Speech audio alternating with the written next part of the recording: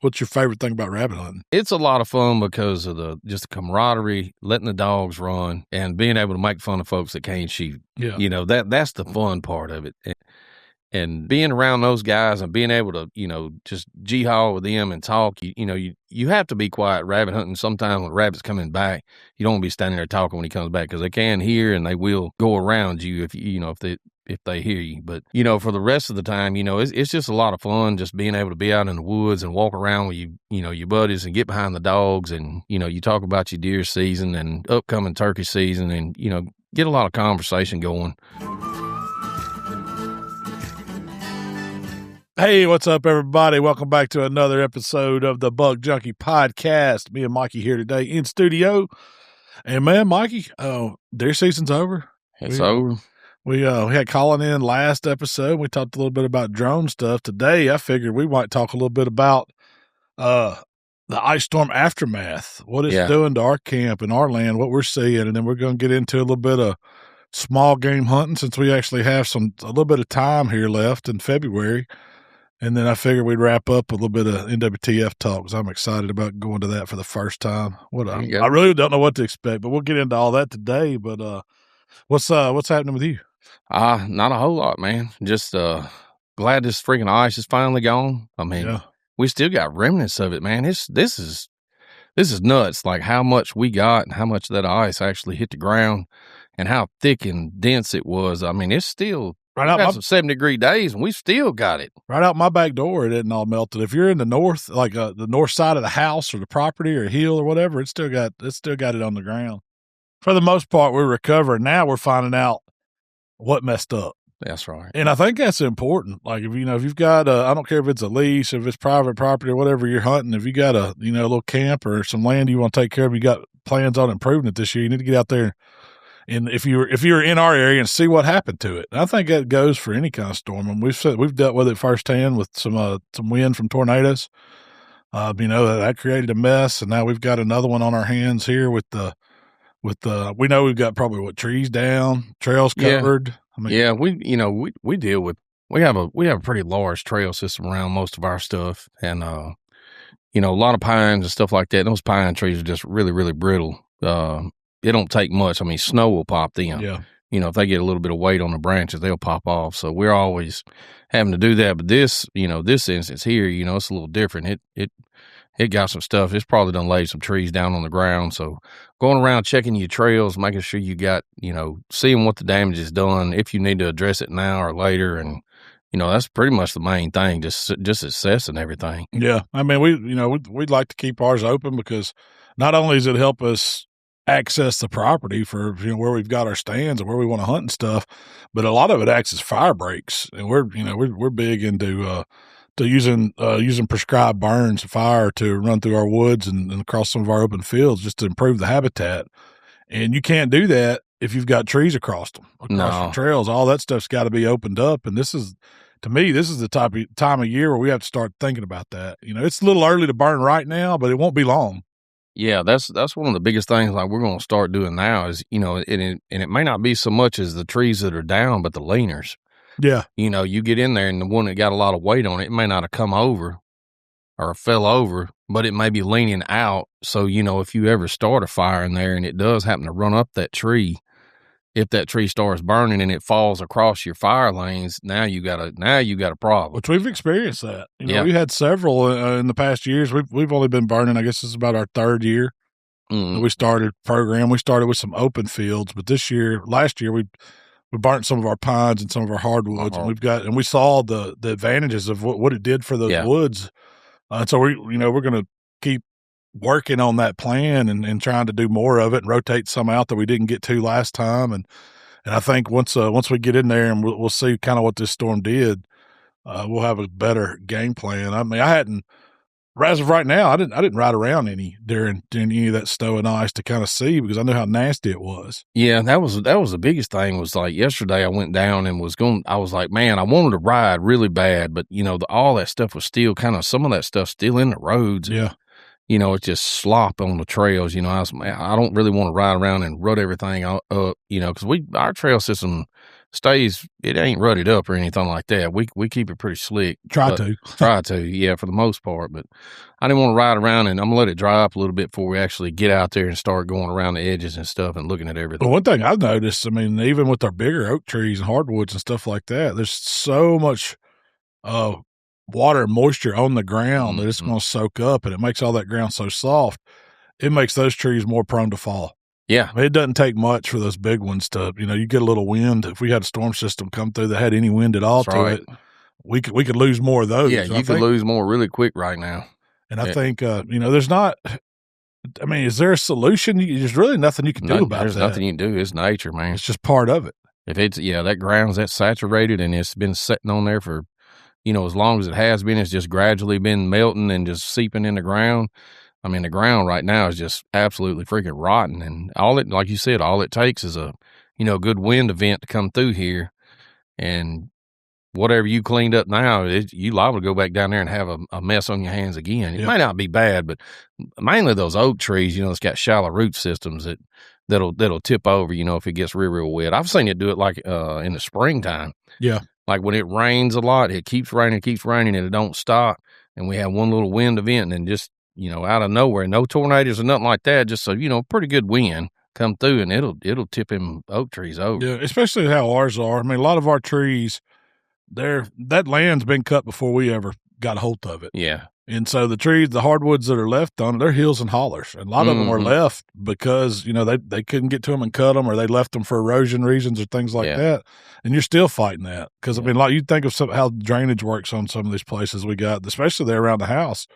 A lot of big hardwoods in the middle of that drainage. And that's where, there's so much water runs through there, and those sides of those hills get so soft, and it just takes nothing for them big trees to fall over. Yeah, and it sucks too, because that's a lot of your beneficial trees there that you want to keep, and usually those are the ones that get smacked when it stuff like this happens, and it sucks. Yeah. Well, so do you think, what's any benefit to us getting the weather that we've been getting? I mean, I know when we had the tornado damage and it put down so many of our trees and just boogered up the woods in places, we were like, man, it just looks like a hot mess. Yeah. I mean, if you wanted to get it back to what it looked like, it would just take an ungodly amount of man hours and money, the time, to clean it up. And then we realized, hey, maybe it wasn't such a bad thing for not cleaning it up. Maybe it created, and we saw that this year, I think.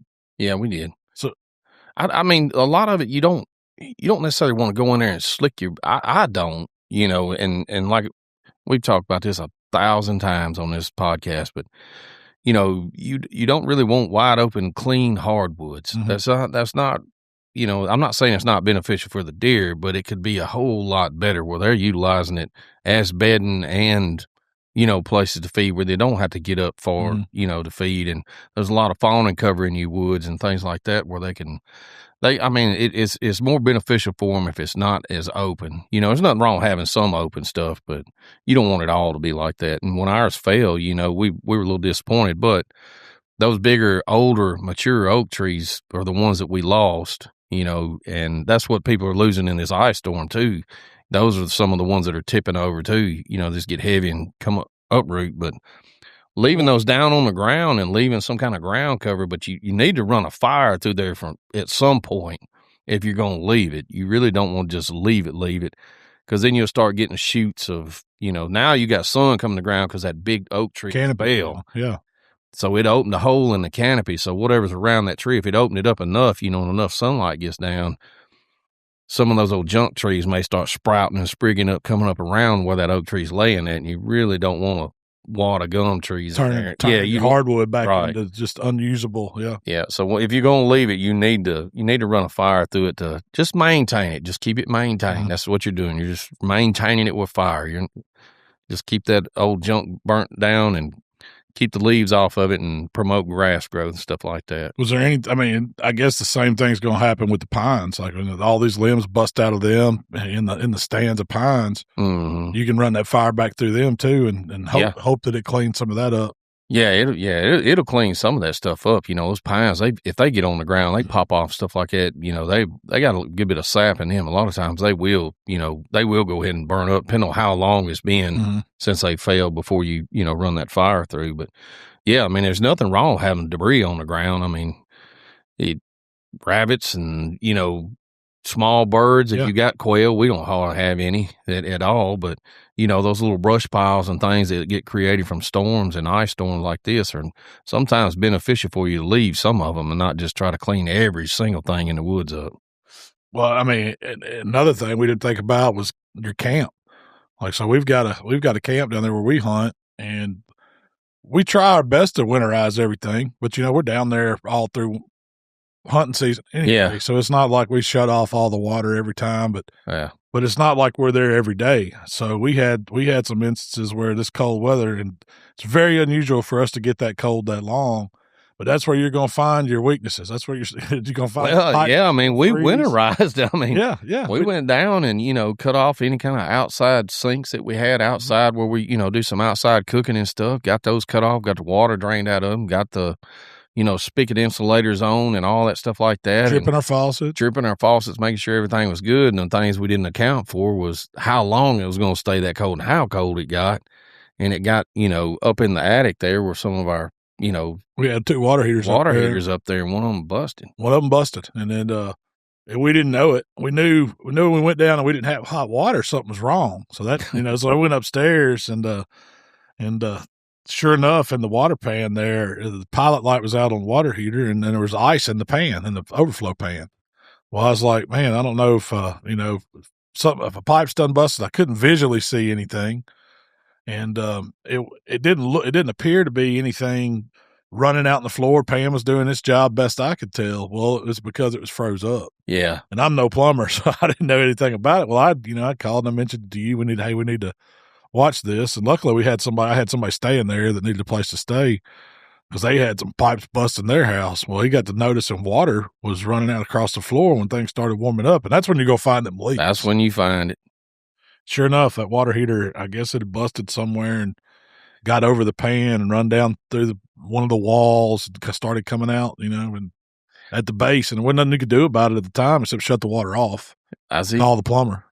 That's it, man. And that's, I know a lot of people have a lot worse damage than we had. Knock on wood, thank God we didn't have more than we have, because the guy that's staying at the camp now, his house is pretty messed up, over that stuff. Yeah. And there's a lot more is worse than he is down there. Oh yeah, absolutely. Well, I think the important takeaway of that is if you ain't going to be there, man, cut that water off, drain them pipes. Yeah. It's just as easy to go to, everybody's got a shut off. I don't care if you got a well or what you got at your house, city water, whatever it is, shut that dude off if you're going to be gone and it's going to get cold, and then just open them faucets up, let everything get out of it. It'll save you some headache down the way. Yeah, that was something that, if we ever see that coming again, we know we have to do, because if it's those hot water heaters being where they're at, never would have thought a hot water heater would have froze up. Yeah. But it did. And I'm guessing, I don't know why the pilot light went out. It had to went out for it to freeze up. Yeah. But, just one of those things. It may have been a faulty, hot water heater. You never know. We had some issues with it. Last year I happened to be down there and I was like, man, I think it was last Christmas before last. I went down to check on things. We got another little cold snap. It was only going to be about 4 or 5 days of it. And I said, I better go down there and check. And sure enough, the hot water wasn't working. So I was like, man, we got to freeze somewhere. And so got to messing around and called you. And it's like, these pipes, come to find out, they didn't have a wrap on them. So you and Randy went up there, and I don't know what y'all did. Took a heat gun, tried to heat the pipe up. And we worked on it for several hours. Got it unthawed, and the plumbers never put that insulation on the actual pipes up there. Yeah. So we had to go up there and re-insulate everything, get it taped up real good where it was insulated. And it worked until it didn't. Until it didn't. Yeah. We was talking about like prepping. One thing I seen down at this camp, I went rabbit hunting too a long time ago down around Starkville. They used to take a 2x2 board, just pine board, and stick it in all the commodes. Just stick one and leave it hanging out. And I asked him, I said, why? In the bowl or in the tank? In the bowl. In the bowl. They would flush it. The water don't come out of the bowl down in the bottom half. It fills back in. Right. So they stick it down in there, and it'd be sticking out of the commode because I wanted to use the bathroom. When we got there, I had to go to the bathroom, and I walk in there, there's just stick sticking out of the damn commode. And I was like, what is this for? They said that keeps the bowl from freezing up. So what the water will do is it'll freeze up that stick somehow. Yeah. And they had figured it out. Now, that ain't proven, but I mean, I guess they had figured it out. Yeah, yeah. But I was like, I'd never seen that. I hadn't either until then. I just thought about that. Those guys sticking that stick down in that bowl, in that commode. It'll climb the water, and the water would freeze up the stick. He said, instead of freezing solid in the bottom of and letting it flood and letting it bust the commode. Yeah, yeah. Well, that makes sense. I guess it makes sense. I ain't never seen that. No, that's a trick. Somebody chime in on that one. Tell us they ever done that. Yeah. It's not proven, so I guess they just made them feel better anyway, because they was in every one of them commodes in that freaking house when we went in. Yeah, but yeah, that's that ice storm and ice damage and stuff, man. It's going to be some cleanup and stuff like that. Best thing to do is go and get it now. Well, that's instead of waiting. You need to go on and get in there as soon as it gets dry enough to get around. As soon as it gets dry enough to get around, especially if you got camp damage and stuff like that, you need to get down there and get that done, get that taken care of. And it sucks, but you got to do it, and then go around and get your property right before because you don't want this to hinder you from, doing anything that you want to do. I mean, because you could, if you go to burning, you got trees across the trail, like you said, it's another weekend. You're asking for trouble. Yeah. So you need to go ahead and get that stuff knocked out. Well, that's what I mean. That's kind of what I was thinking. I know that's usually our next step is going to be getting ready to burn, and we'll be talking about that coming up with all we see after we get down there and put some eyes on things. But we want to finish out with the squirrel hunt, and rabbit hunt, possibly, right? And we're going to try to.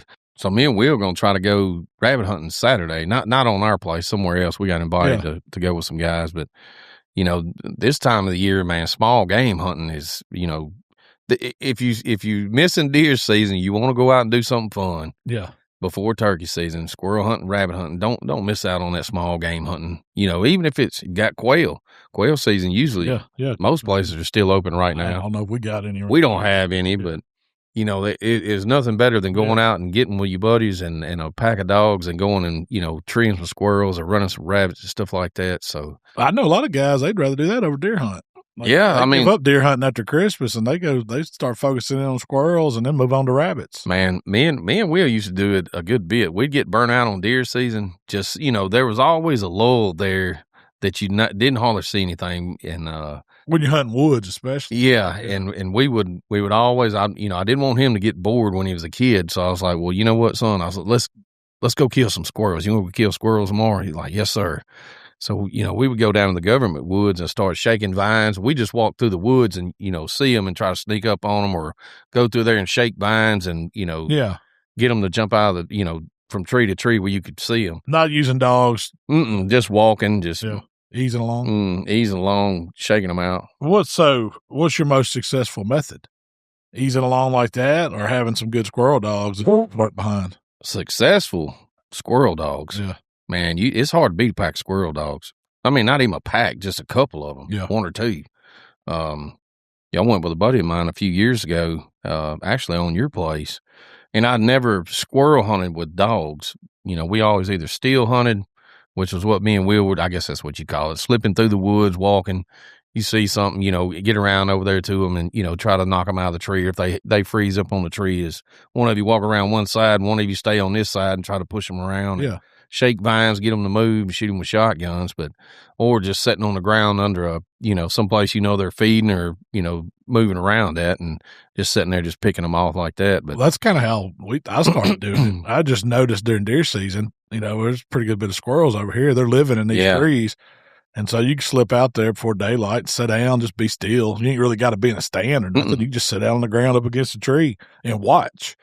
And it never fails. As soon as that old sun cracks and it starts getting daylight good, them juggers start hitting the ground, gathering up acorns or whatever they're eating on, And that's my preferred method. Yeah. I love sitting still and just sitting there, somewhere I know they're feeding at, and they're going to come and, start foraging for acorns, or early in the season finding hickory nut trees or, something like that, or acorn trees that they're cutting in.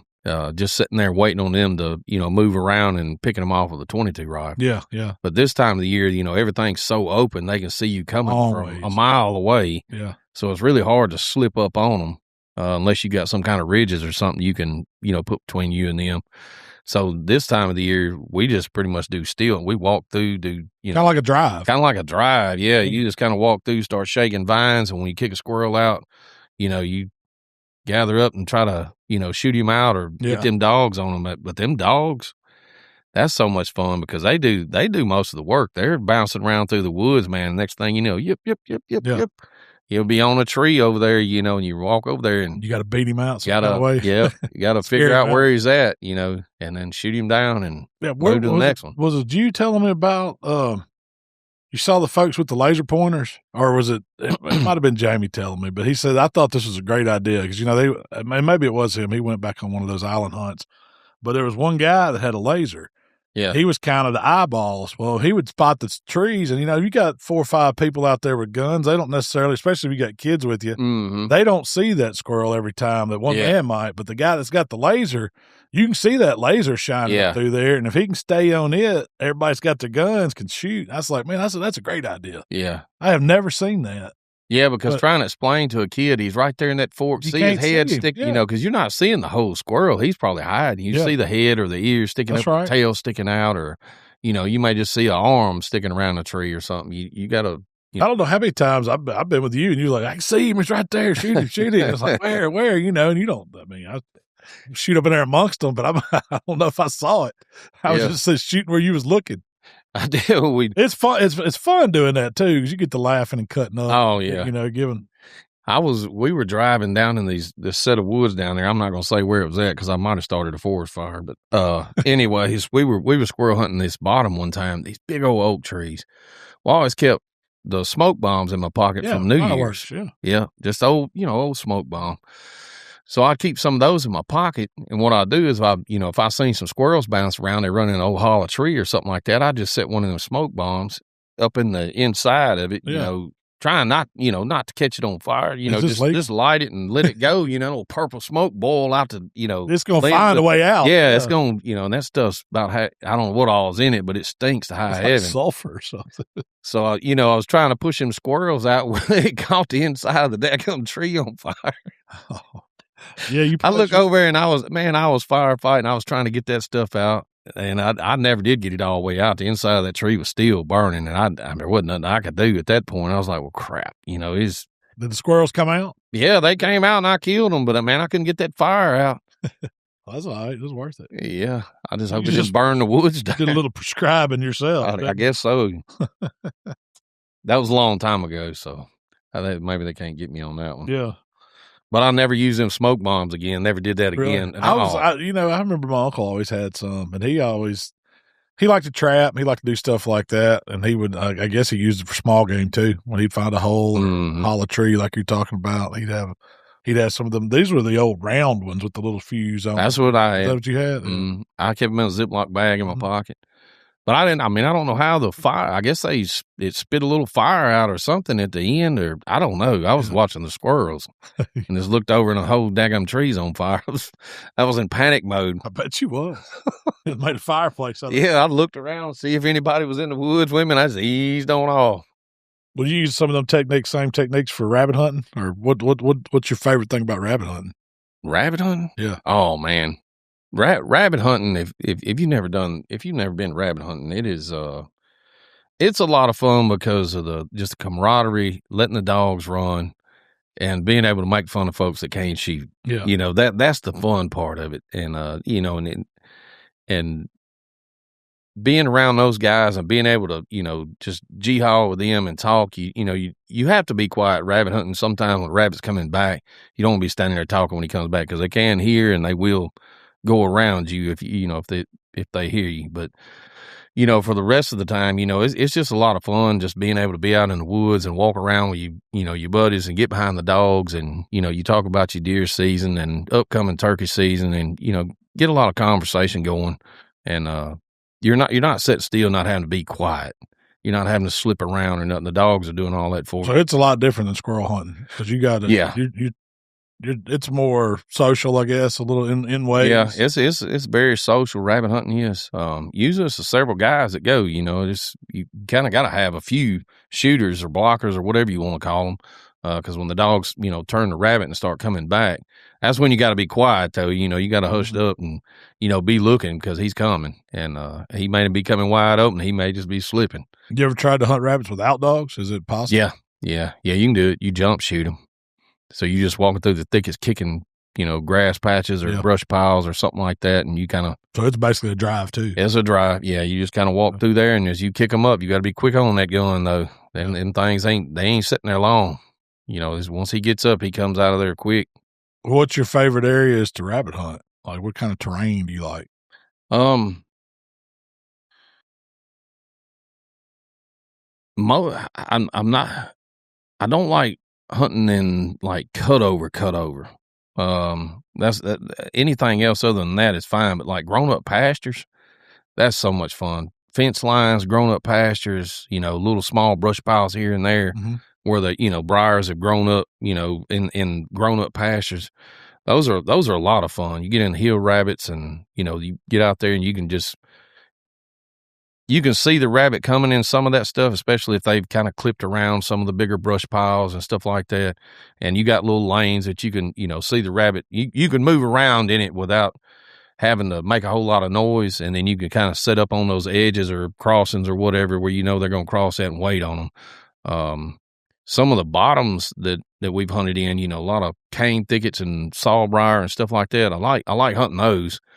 But if you get in them swamp rabbits, boy, you got to be looking. They ain't like a hill rabbit. Yeah. So you got two different rabbits that we've hunted. We call them hill rabbits and swamp rabbits. They look a little bit different, not much. You kind of tell by their head and the size of them. A swamp rabbit, he can be as big as a house cat. A little hill rabbit, he don't weigh but a couple of pounds, a little small cottontail. But what they'll do is when you jump them, like a swamp rabbit, it's liable to run the dogs way hundreds and hundreds and hundreds of yards down and almost go out of hearing. I've had them almost go out of hearing before and then turn around and come back. And that swamp rabbit's liable to be 10 minutes in front of the dogs if they get way out. So they're covering some ground. They're covering some ground. When he takes off, and he'll run them dogs way out. And then he'll make his loop. He'll make a pretty good sized loop, and come back. And you better be looking because he'll come tipping through them woods trying to get back to where we jumped him at or close to where his home was or where he felt comfortable at. And he'll be coming back. But, those hill rabbits, they'll run out maybe 100, 200 yards and most time they'll come back as long as, nobody's moving around. But it's a couple of different ways to hunt those, and hunting those swamp rabbits. I'm not a fan of hunting swamp rabbits as much as I do with the hill rabbits. So you'd rather hunt the hill? Yeah. I love hunting the hill rabbit because it's fast. Yeah. It's quick work. You get out there and once you jump them, somebody should be shooting within, a few minutes of that rabbit getting kicked up. So you get more races with the hill rabbit? You get more races, yeah. So you're jumping from this rabbit to this rabbit to this rabbit, and you get in them swamp rabbits, it's like be a 30-minute race. Which one's better to eat? I can't tell the difference. Really? I've never been able to tell the difference. I hadn't. Hill rabbits, of course, they're smaller, so, a lot of times they'd be a little more tender, but. Yeah, they ain't as much meat on them. Yeah, not as much meat on them, but, the swamp rabbits, I can't really tell the difference. I never thought about that. What, had you rather eat a rabbit or a squirrel? Squirrel. All day, really? All day, yeah. Yes, sir. Man, I kind of like rabbit. I've had some really good squirrel now, but I like the flavor of that rabbit. Yeah, the rabbits are. You cooked one the other day, and we did it you just put that joker in a crock pot, cut it up. I don't know how many rabbits you had. Was it 2 or 3? It was like rabbit and rice. I don't know what you even call it. Oh, that make rabbit gravy and rice. It was rabbit gravy and rice, but it was all in a crock pot, and the meat would just fall. It just fell off the bone, tender as it could be. Had all kinds of flavor to it, but to me, if you've had like. Oh, I turned it into a hash. Yeah, it was really good. It tastes like chicken thigh. Yeah. It tastes a lot like chicken thigh the way you did it. But I don't think you could tell if you had someone that had never ate rabbit that would know that wasn't like dark meat chicken. Yeah. Because it cooked down. It wasn't tough. It wasn't greasy. It just had really good flavor. It soaked up all the seasonings you put on it. And I don't think you did a whole lot to it. No, most of the time when I cook rabbits, that's usually the way I do them is, take the backs, pretty much the whole rabbit. And I use the entire rabbit on that, put him in the crock pot, just let him go till he just comes plumb off the bone. And then take all that, or not plumb off the bone, but you can get it off the bone really easy. And make what I call, it's like shredded rabbit or whatever you want, hash or whatever you want. Pulled rabbit, so it looks just like. Pull it. Yeah. Once you pull that, you go ahead and, take some of your rabbit stock, start your oil and your flour over there, start making your roux for your gravy, and pour that rabbit stock over into that pan. And let that be your liquid that you're going to use for your gravy, and just let that gravy come up, and then take all that reserved meat and put it over in the gravy with it. You just serve it with rice or potatoes or something like that. It is good. It made good dumplings. I know that. But you can make a bunch of stuff with rabbit, man. I've seen a bunch of recipes of rabbit where they put red wine on them and braise them down and stuff like that, where they, almost like a pot roast kind of. Well, they use the whole rabbit legs, they put a bunch of other stuff in there, garlic and onions and things like that, where they were in the braising liquid, but they use red wine to braise them down. And I've always wanted to try that, but I'm not a wine drinker, so they always say you got to cook with what kind of wine you drink, and I don't drink any of it, and half of it tastes like crap to me. So that's Boone's Farm. Yeah, I don't think Boone's Farm would be a good one to put in there. Mad Dog 2020. Yeah, the ones I've drank that I like, we can't even cook with that. Yeah, I don't think you're going to cook with that one. Whole malt liquor, wine, whatever it is. Yeah, that'd be a terrible recipe there. Well, what about if you're going to fry some rabbit or squirrel? How are you going to do that? Yeah, pressure cook them. Either pressure cook them like the squirrels. I would before you fry it. Yeah. This is before you frying it. Yeah, before you frying them. Best way to do it is pressure cook them. If you got a pressure cooker, I don't have one, so I always use my crock pot.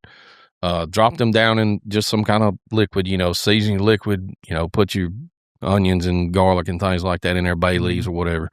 Just something to flavor the rabbit up with while you're braising it, and just kind of braise it down till it's tender enough that you can bite through it. But it ain't fall off the bone. But it's not fall off the bone, and then pull them out, and then you put them through either an egg wash and a flour, or just cool it down. Yeah. Usually I do before I put them in an egg wash. I don't want to mess cooking that egg, but yeah, just let them cool down a little bit where I can get them in there without cooking that egg, and then flour them and then fry them in a skillet, and then usually they're bite through tender and stuff like that. I fried them without doing that when I first started cooking wild game and stuff. Yeah, like cut up. Yeah, I moved out of Mama's house, and Mama's always been the cook. So I've seen her do this. I can do this, and I didn't never pay attention that she braised them. You missed the step. I missed a step big time, man. All we could do was lick the chicken fry off of them things. You couldn't even chew. You ate the crust. We just eat the crust off the squirrel. The dogs couldn't even chew it up. That's one thing we don't have at Buck Junkie is a squirrel. I don't think we got a rabbit video either, and I got a couple more rabbits in the freezer we could do one with. But we need to do a fried squirrel and fried rabbit video. Yeah. Show folks how to do it, because I think there's a pressure cooker down there on that air fryer that I got. It's got the pressure lid. Well, I've made beans in it before that was really good, so it ought to work for that. I've heard of another technique some boys told me about is, when you're doing those squirrels, they did it in the oven. Now, I've not tried this, but they put it in the oven and on like a raised rack. Yeah. So they seasoned it, put it on a raised rack, and put water in the bottom of the sheet pan to where it had some kind of liquid, steamed it, and put it in the oven and cover it with foil. Yeah, they kind of tended it with foil and then cooked it like that, and that got it tender without boiling it. Yeah, or braising it. But I always like doing the braising though. It's easy. Pitch it in that crock pot, let them go. By 3 or 4 or 5 hours later, they're ready to go by then. Yeah. So you ain't got to sit there and watch anything. But well, let's talk rabbit dogs. I know you used to have a pack. What was you looking for when you was hard into rabbit hunting and wanting to build a good pack of dogs? What are you looking for a rabbit dog?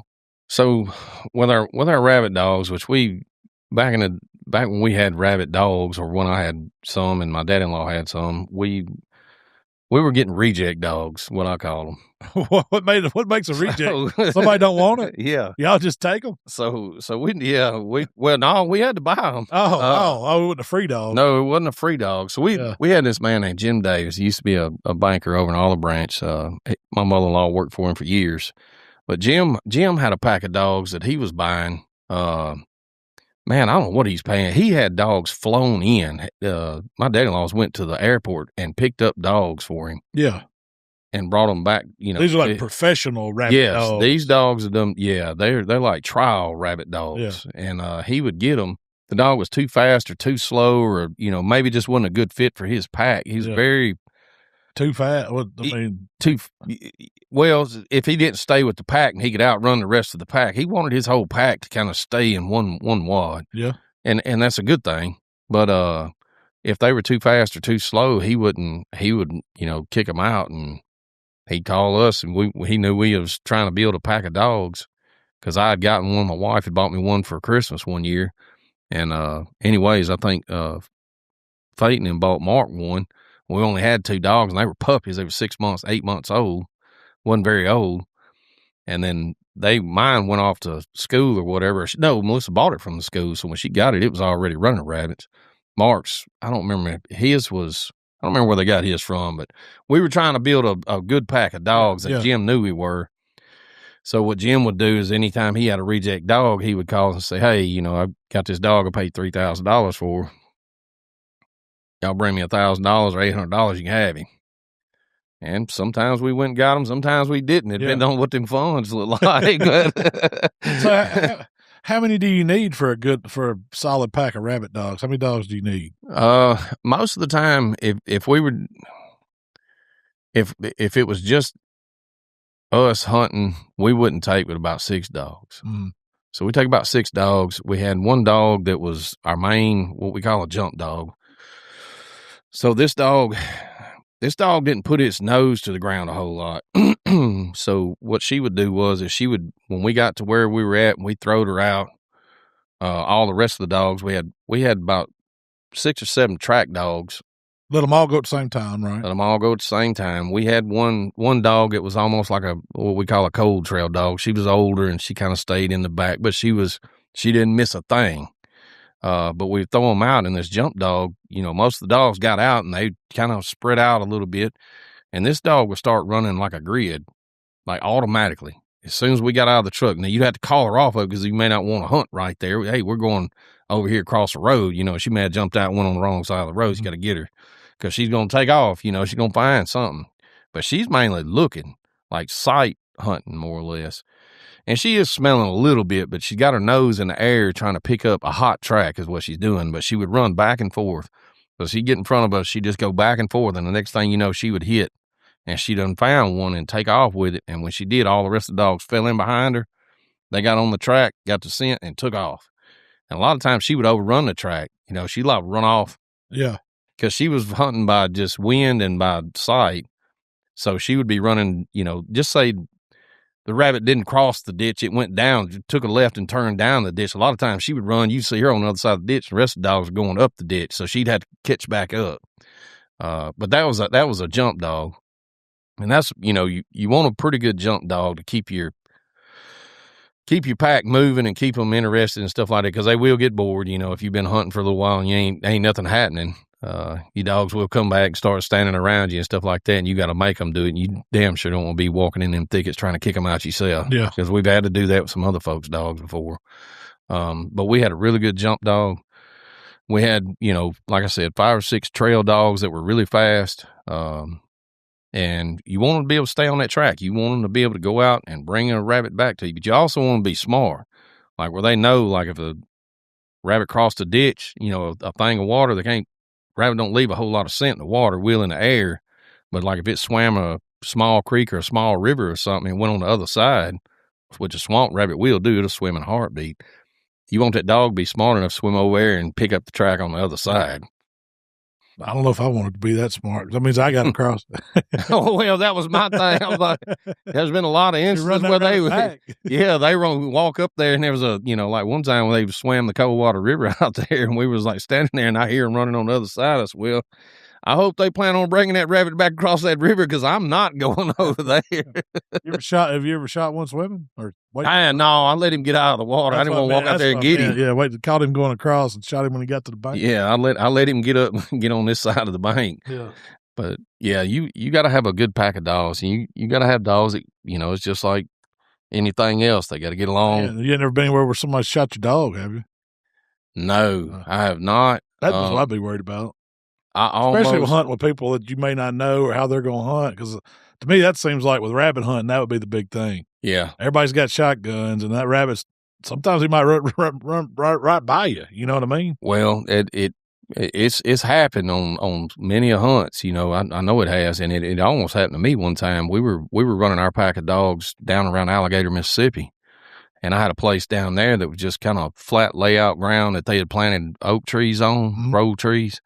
And I would go down there and bush hog in between them every now and then. And anyways, it'd grow up in briars, and it was just rabbit habitat everywhere. And it was one of the best places. It was the best place we've ever rabbit hunted. And anyways, it was about 300 acres of this stuff. And so I was standing on this tractor road that went to the next farmer's field where the dogs had turned and come back. So I knew they were coming down one of those rabbit was coming down one of those fence lines back to me. Well, we had a younger dog that kind of stayed around people's feet. Well, I didn't know that the little younger dog had run in, and it didn't bark, it didn't run, it was just chasing stuff, and it run in and got behind that rabbit. Like as soon as right before it got in there on that trail where I was at, that rabbit broke out in that tractor road and was running at me, and I fired shot. And as soon as I squeezed the trigger, I seen the dog step out behind the rabbit. Luckily, I was on the rabbit good enough that it didn't hit the dog. But, I dropped my gun. I went out on my knees, almost throwed up. Because I knew when I stood up, I was like, the damn dog's going to be dead. There's no doubt, because I seen him when I fired the shot. Kind of just the dog came out just quick. Yeah. And wasn't running or barking. If I'd have heard him, they'd been that close to it, I wouldn't even try to shoot. Are they usually on that rabbit's tail like that, or are they spaced out? They can be sometimes. If he stops and they bump him again, because, that's happened to us a bunch of times where it run up to the edge of a road where we were standing at, or a crossing or something, and it run up to the edge of it and it stopped. Maybe you didn't see him run up there, and the dogs will be coming and you're looking and looking and looking and it ain't crossed over, and then all of a sudden they get right up on him and they bump him again. Well, now they pick the pace up because they can see him and they run. They're on him. Yeah, you got to watch that. And most time you call that out when you're rabbit hunting. You hollering at folks like he's close. They're close to him. They're close, or he's way behind him, or they're way behind him. So you're calling that out when you're hunting. You're hollering at other folks around you so they understand and know. Like if you see that rabbit, you better be tight on him or shoot him quick and make sure ain't a dog around. Or have you ever seen them catch one? Yes. Really? Will they bring them to you, or they just kill it? Usually they done killed it. You got to watch them because some dogs like to, they do like tear them to pieces. But we did have a couple of dogs of ours that were that jump dog. She definitely would. She would bring it back. She's so fast. Yeah. She, usually if you shot it and she got it to it, she would grab it and, I'm sure she wrestled with it for a second or whatever. And you'd hear it sometimes holler. And, you'd look up, she'd be coming back with that rabbit, coming back to you. And then there's been times where they just mauled it up, some of them. Ideally, do you want them to put their mouse on them, or do you want to get to that rabbit before they do if you shoot it? If you shoot it, you need to really get to it before they do, most of the time. I mean, they will eat it, but they they make a mess of that thing. Yeah, they make a mess of it, so yeah, you want to get to it. Usually we'll pick the rabbit up and we'll let them finish out the track. I always used to let my dogs finish the track. I never called them off the track because we had killed the rabbit. Yeah. I always kind of encourage them, I guess. Well, I want to, feel that, fulfillment of, we got it, so, and then I wanted to see that they, they were coming, which dogs are still on the track, so I would pick the rabbit up and I would see them coming, and when they got up there close to me, I'd holler out, dead, and they'd see it. You had to stop them and get them up, let them know, hey, y'all got this one. Let's go get another one. So they didn't try to come back and get on that other track. Yeah. Well, are you training these dogs, or is it just like they're going by instinct by being in there with other dogs? Some of them, not every dog's the same. I mean, not every dog is the same. Not every dog is made to be a rabbit dog, even though it's a beagle, or same thing with squirrel dogs, coon dogs, or anything like that. There's some of them just not meant to be. They don't have the temperament, the patience, or I don't know if they just lose interest or don't care. Yeah. But some of them they may not make a good dog. It's in them. Most of them, if you throw a beagle out in a thicket, most of the time he's going to go to snorting and sniffing around on the ground. It's just instinct. Yeah. They automatically do it. Same thing with like a pointer dog. You ever seen an American pointer or English pointer or something? Never been really. Nobody teaches him how to point, but that dog, if it sees a bird or something, it automatically will pick its foot up. You're like, why is that dog? Nobody taught it to do that. It just does it. So it's a lot of it's instinct, but you gotta build that to get them up to a really good dog. So you got you some place where you've seen rabbits, or you think there may be some rabbits. Is there anything you can do to that land, like ours, for instance, that would make it more conducive to hold some rabbits and make it fun for us to hunt them? Yeah. A lot of the stuff, rabbits just like any other animal. So, food and cover is huge to them, just like it is for deer or, anything else like that. So, yeah, if you have, open grasslands or pasture or something like that, you're cutting, and if you're cutting it for hay, it ain't much you can do. But you could leave some of the edge around the fence edge for you to, be able to just leave a little bit, just let it go. And then those rabbits will hold in those fence edges, leave 10, 20 yards of grass out there and not cut around the edge, and you can come back and bump rabbits out of that. That's where I've seen them, how we've kind of created a lot of these transitional edges coming out from some woods to where we have a food plot, but we'll leave, say, 10 yards of it, 5 to 10 yards growed up. Yeah. And it may be something we planted, or it may just be Johnson grass or whatever's wild coming up just to give that transition cover. That's where I'll see, like when we're riding around in the evenings, those rabbits will be coming out there right before dark, or in the mornings, you'll see them hopping out there and coming out. So they're definitely holding in some of those transition areas. Yeah. A lot of your food plots are utilized by rabbits. You don't realize it, especially I've seen clover. I've seen them on camera. They love it. Clover and stuff like that. Any of those greens and the trails, like clover trails, they love that. Yep. I've seen them in those. But if you can leave cover, which you're going to leave that around your food plot, you need to be leaving that around your food plots anyways if you can. Yeah. Leave some kind of cover for the deer. The rabbits will utilize that, and you'll look out there. You'll be deer hunting. You'll look, and early in the mornings you'll see them out there feeding around. I mean, I've seen as many of the 8 or 10 rabbits in a long food plot just standing. They just hop out in the edge and feed, and then hop back in the thicket. And it's amazing what that's something I've never done. Like, I've never got to go. I didn't know anybody had any rabbit dogs. That's before y'all were really doing that before I ever knew you. Yeah. And I just hearing the stories of it. I mean, it sounds a lot like what I've been to a few dog camps where we were running dogs for deer back in the day. Yeah. I don't see it much anymore, but there was a lot of that was fun because there was a lot of camaraderie. Mm-hmm. Went out, the dogs was doing the work. There was always one or two guys that kind of pushed the dogs, keep them going. But mostly you're waiting for that deer to circle back once it jumped. And that's what it reminds me. We just lined up trails, somebody to put you out somewhere and say, watch this one. If that deer runs this way, shoot him. Yeah. It is the same way with rabbit hunting. Yeah. I mean, it is an art to rabbit hunting. I mean, it's not just, not just stand there and wait on the rabbit. I mean, if you can read sign and read terrain and stuff like that, a lot of times you got a lot better advantage than a lot of people do. Explain that. Like, what are you talking about reading it? Like, knowing where that rabbit's going to run, basically? Yeah.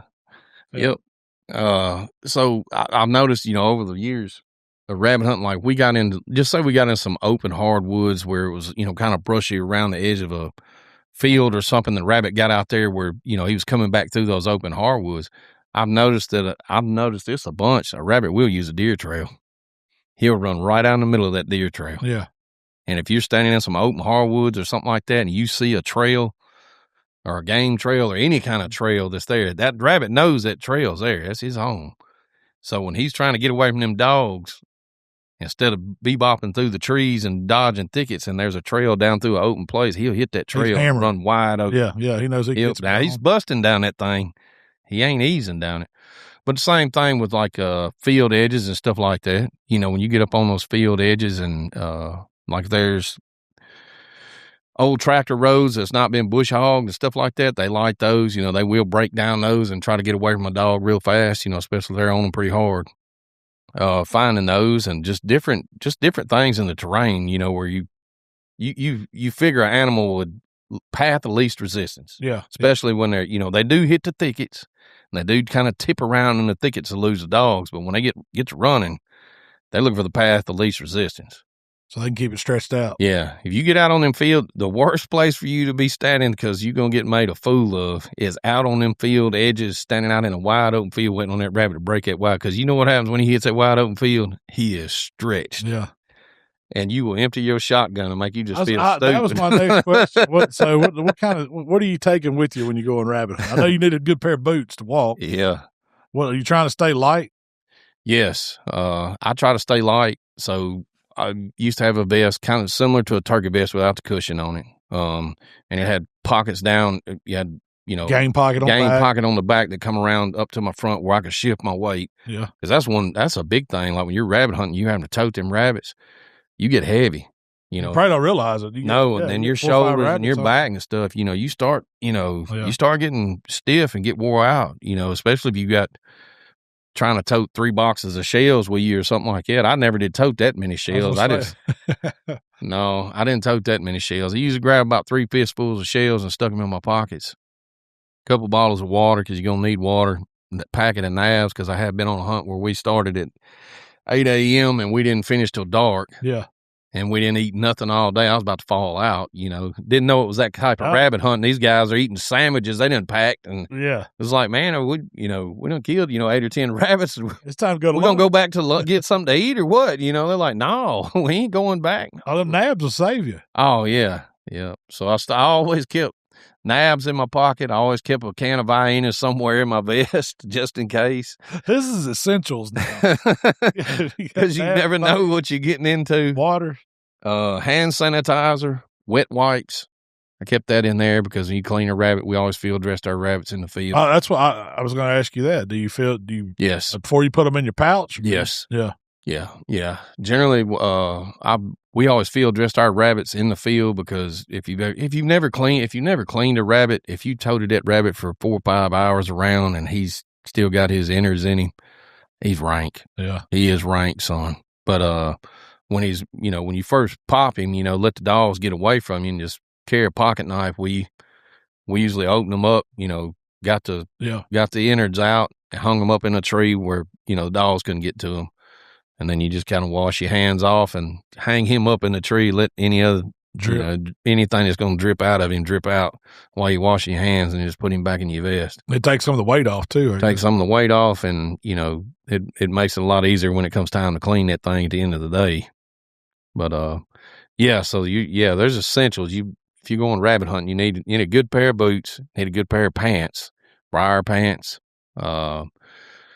those pants like Carhartt pants that got, double pleated on the front, like a work pant. Yeah. They got another stitch of material over the front, those. If you don't have pants, they make these chaps. Yeah, they make these chaps that you can just hook over any kind of pair of pants. Always don't ever go rabbit hunting with your boots out of your pants. Always slip your pants over the top of your boot. Protects them. Yeah, because I'd ruin a brand new pair of muck boots. I just went and bought them cotton picking things after deer season, knocked a hole in some, and went and bought a brand new pair, and we went rabbit hunting in this nasty, nasty place down in Philadelphia. It was nothing but briars and grown up pines and stuff, man. It was rank. And I went through there, and it was hot, and I had tucked my pants down in the top of my boots and walked through there to, because it was a little bit of water out there, so I was trying to see, make sure I didn't go over my boots. But anyways, walked the dogs in the thicket, and they broke, and we hunted for a couple of hours, and I come out of there, and it had shredded them freaking muck boots, them neoprene tops. Yeah. It had shredded them. I'm talking about shredded them. And they leaked, and then so I went up and buy another $200 pair of boots that next day. I almost need them, like them snake boots we bought for out in Texas. Yeah, so that's what I got to where we about use them for cactus when we do steaks. Yeah, I mean, when you're rabbit hunting, I like taking the snake boots because they're waterproof, and they they're durable enough. Yeah. They're beefed up enough where you can go through some briars and stuff. It's not going tear them to pieces. But if you're wearing any kind of neoprene type boot that's got a lot of them are like that. I mean, Rocky makes some, Lacrosse makes some, Muck makes them. If you're rabbit hunting them things, you better slip your britches over the top of them. Don't walk out there with them neoprene boots. What gun are you toting? You toting a 12 gauge or a 20 gauge? Either one. I'll take either one. Doesn't matter to me. take an automatic shotgun, and I'm gonna take yeah, I mean, really either one. Of course, if you 20's lighter. Worried about weight, yeah, that 20 gauge is lighter, but you can kill just as many rabbits as you can with a 12 gauge. I mean, they're not far from you. Yeah. A lot of times they're pretty daggum close if you just sit still. If you find a good spot to get in where he got up at, coming back that way, just kind of sit still. And a lot of these shots ain't gonna be 40 feet, 30 feet. Oh, so that close. It'll be on top of you. Yeah. I've had them run across my boots. Didn't see him coming, and next thing I know, that joker run across the top of my shoes. You didn't kill him? No, I didn't shoot at him. He was way too close. There's been a lot of times I let them go by because they're too close. Well, you got me fired up to go rabbit hunting now. Man, it's a fun thing. It is. It's a lot of fun. And if you can find somebody you can get in with that's got dogs, that's got pretty good dogs. You ever go with somebody that's got bad dogs? They start getting off on deer, and you spend the day chasing them. You'll hate it. But if you can get in with a group of guys and somebody that knows where you're hunting at, knows the terrain and stuff like that, like I said, they can read it pretty good. They'll tell you, go over and stand right there. Don't move.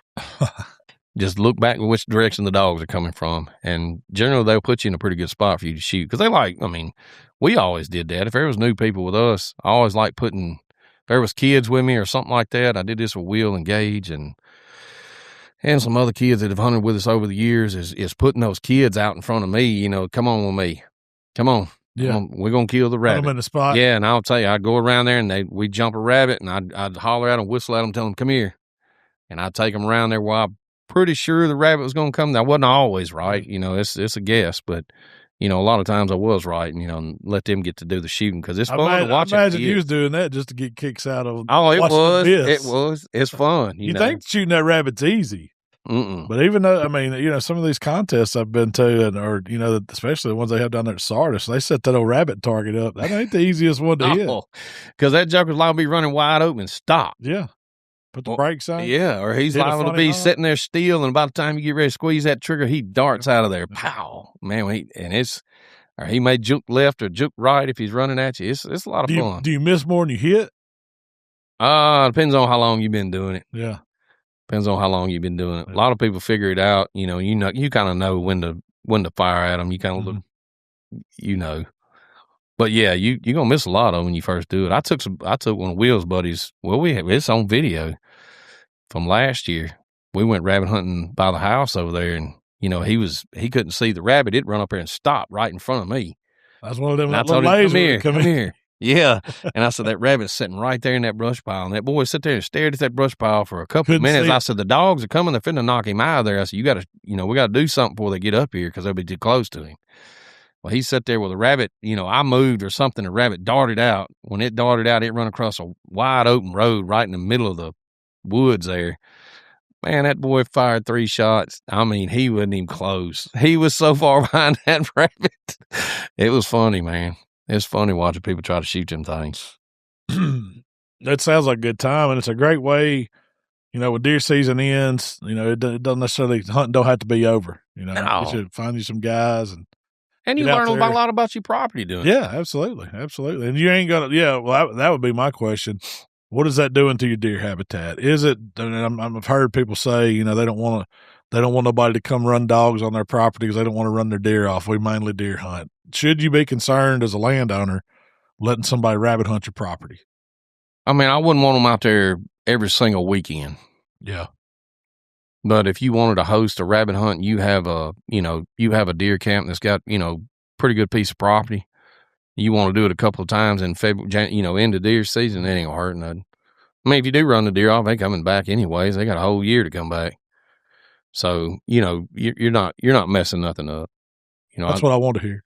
I wouldn't necessarily do it, where my prime turkey hunting place is now. That's another question. Yeah, is it going to mess up your turkey? Because them turkeys are hitting the ground now, and they're starting to split up. We're seeing them on our places. I don't want to my prime turkey spot. I don't want to run a bunch of dogs up in there and run them turkeys off. But does it really do that much to them? You ever?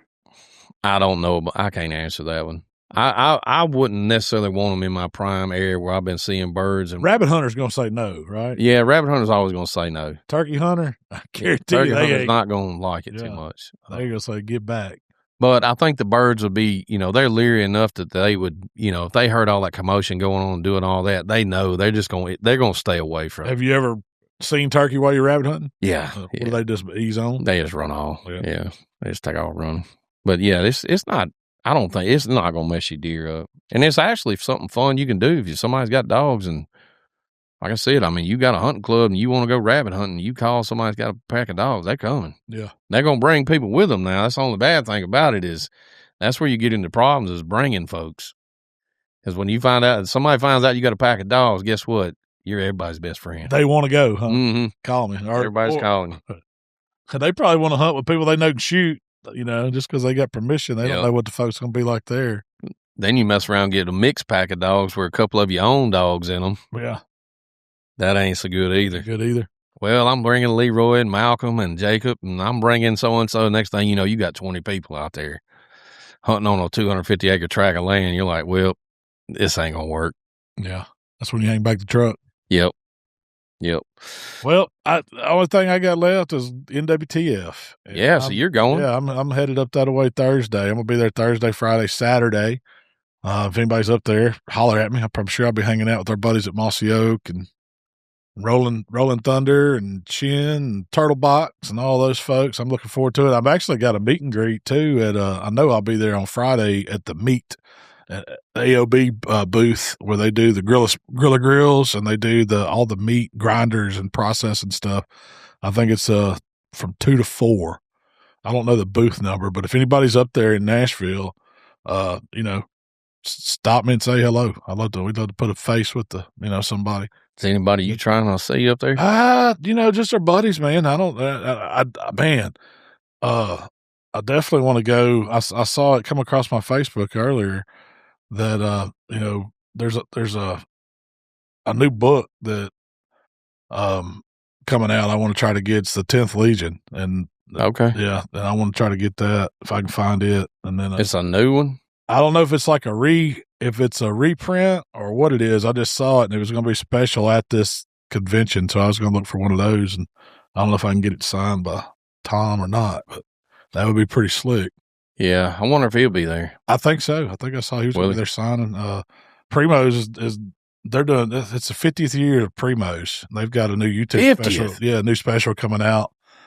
And, so I think those guys are going to be there. I'd like to see them. And, I don't know, the calling competition. I've never seen like this one at this stage. I've seen some calling competitions, but I'm anxious to go sit in and listen to some of that stuff. All the different that's divisions. Gonna be wild. They've got taxidermy competitions for turkey and deer.